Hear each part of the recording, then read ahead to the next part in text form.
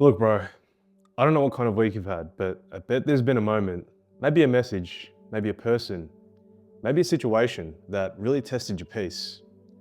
You know that moment when you feel in your chest, it's starting to get tight. Your breath starts to feel like it's short, and you can literally just feel your emotions trying to hijack you. That's pressure, that's conflict, that's life saying, show me what kind of man you really are. And I'll be real with you, I used to fail that test every single time.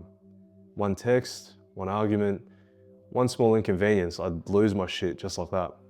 And my heart would race, my mouth would talk faster, and by the end, I'd either say something dumb or walk away feeling weak. So if you're that guy right now, the one who reacts fast and regrets faster, I've been there, bro. And I want to show you exactly how I learned to stay calm, even when everything inside of me was screaming to just explode. Because here's the truth, calm isn't natural, it's trained.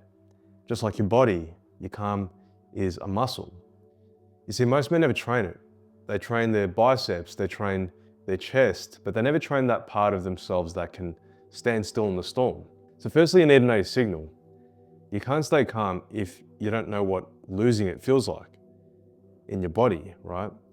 Everyone talks about emotions like they're in your head, but really they start in your body first. So for me, it was my neck. It was starting to feel like it was getting hot. My jaw would lock up, my hands would get a bit tight. That was my signal that my nervous system was gearing up for war. So you need to know your signal. It might be shallow breathing, it might be pacing, it might be zoning out, but once you can spot it, you can catch it before it takes over. Because here's what happens when you don't. You start reacting to the emotion instead of the event.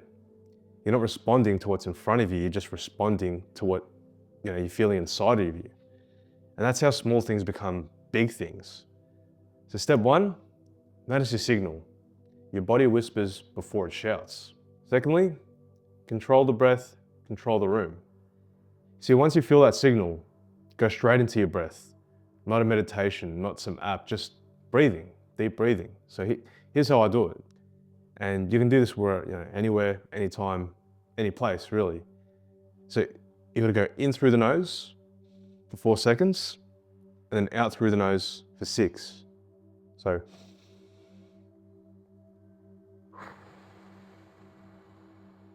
that's it, no drama. Super simple, super easy. You slow your breath, you slow your brain. You slow your brain, you take back time. See, pressure is just your body rushing time. It's trying to fix everything at once. You breathe slow, you tell your body, we're not dying, we're thinking. You ever notice how in the movies, the calmest guy always breathes very slow? You see, there's a reason for that. It signals confidence, it signals control. And when you can control your breath under stress, you start controlling the environment as well. You see, people mirror your nervous system. So if you're calm, they settle. If you're tight, they get tighter. So you gotta control your breath, then you can control the room. Thirdly, the 2-second rule. Now this one changed my life, and it's stupid simple. Anytime you feel the urge to react, whether it's in a text or a conversation, at work, just pause for 2 seconds before you speak.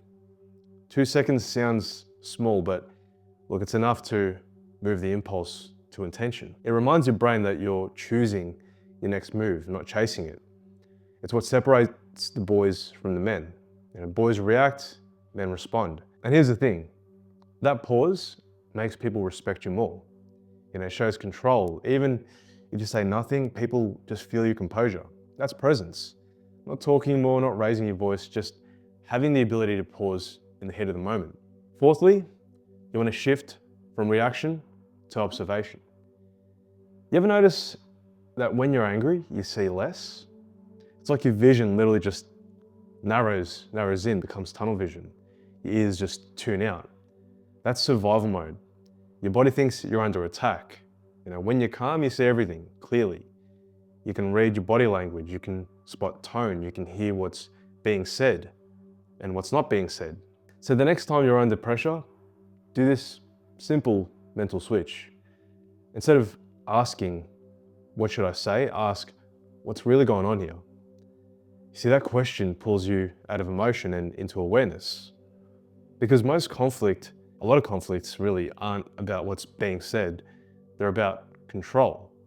You see, people either are trying to be heard or trying not to feel small. It's one of the two. Now, if you can see that in real time, then you stop fighting the person and start mastering the moment. Number 5, you want to anchor your body. When your emotions spike, your body tries to escape. You lean forward, you fidget, you move fast. So you need to anchor yourself.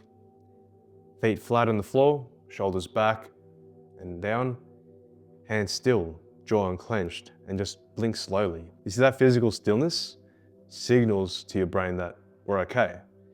And it tells everyone else, this man doesn't fold. Stillness is power. It doesn't mean that you're passive. It means that you're centered. And you can do this, sitting in traffic, arguing with a girl, or pitching in a meeting. It works every time. Number 6, rehearse the chaos. Now this one's uncomfortable, but it's real. You can't be calm under pressure if you never put yourself under pressure on purpose.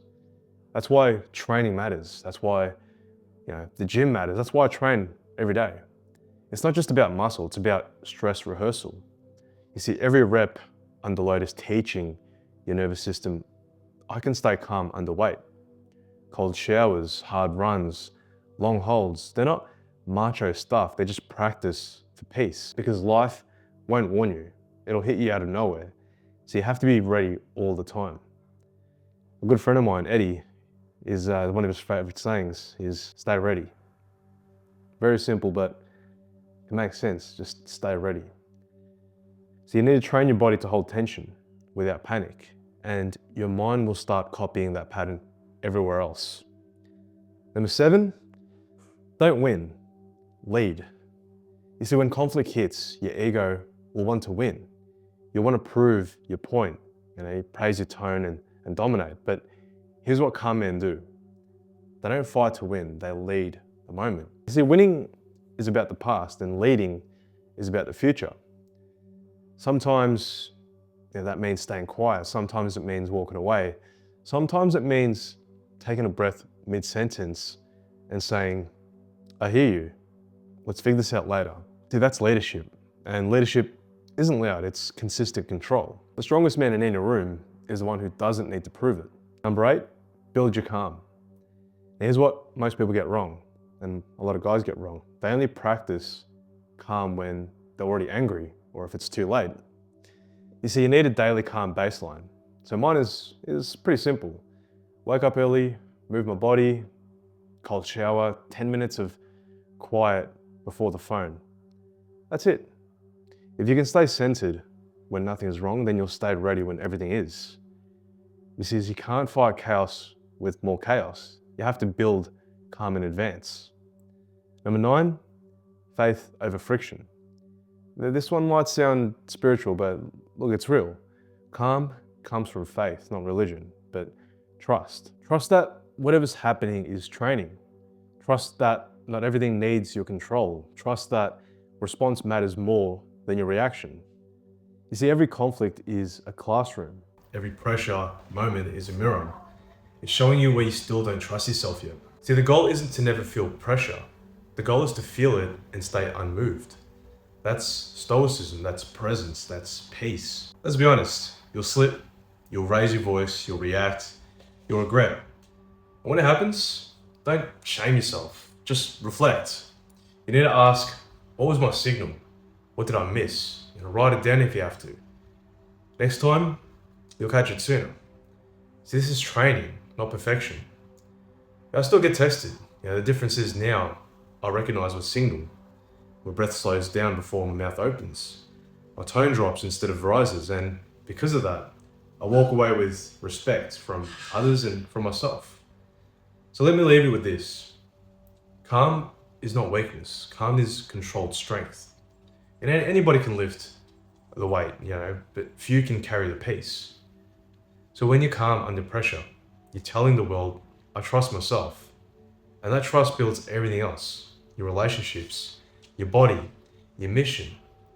You want to be a man that people look at and think, he doesn't flinch, Not because you're emotionless, but because you built peace in the middle of chaos. That is real power. That's quiet dominance. That's what separates you from everyone else. Anyways, that's all I wanted to say. So if this hit, just drop calm in the comments. And if you want to basically have a bit more structure, just grab the 7-day masculine reset below.